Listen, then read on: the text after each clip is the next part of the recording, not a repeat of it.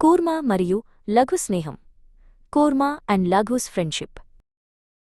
కూర్మ మరియు లఘు చాలా మంచి స్నేహితులు. వారు ఒక అందమైన అడవిలో కలిసి నివసించేవారు. కూర్మ నెమ్మదిగా నడిచేది, కాని లఘు చాలా వేగంగా ఉండేది.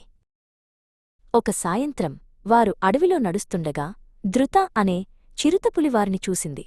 ధృత చాలా ఆకలిగా ఉంది. ధృత వారిని వెంబడించటం ప్రారంభించింది. లఘు చిరుతపులిని చూసి, పద, కూర్మ, చిరుతపులి వస్తోంది అని అరిచింది.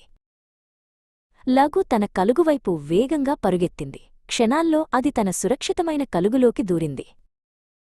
కాని కూర్మ చాలా నెమ్మదిగా ఉండేది. అది దగ్గరలోని చెరువుకు చేరుకోవడానికి ప్రయత్నించింది, కాని దానికి సమయం సరిపోలేదు. ధృత వేగంగా కూర్మను పట్టుకుంది. అది తన పదునైన పళ్లతో కూర్మ పెంకును కొరకడానికి ప్రయత్నించింది. కాని కూర్మ పెంకు చాలా గట్టిగా ఉంది. ధృత ఎంత ప్రయత్నించినా దానిని పగులగొట్టలేకపోయింది. కలుగులో నుండి లఘు ఈ దృశ్యాన్ని చూసింది. అది ఒక ఉపాయం ఆలోచించింది.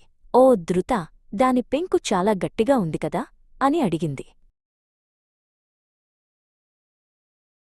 నువ్వు దానిని నీటిలో పడేస్తే పెంకు మెత్తబడుతుంది. అప్పుడు నువ్వు తినవచ్చు అని లఘు చెప్పింది. ధృత తెలివి తక్కువగా లఘు మాటలు నమ్మింది. ధృత కూర్మను నీటిలోకి విసిరింది. కూర్మ వెంటనే నీటిలో ఈదుకుంటూ లోపలికి వెళ్ళిపోయింది. లఘు తన స్నేహితుడిని కాపాడింది.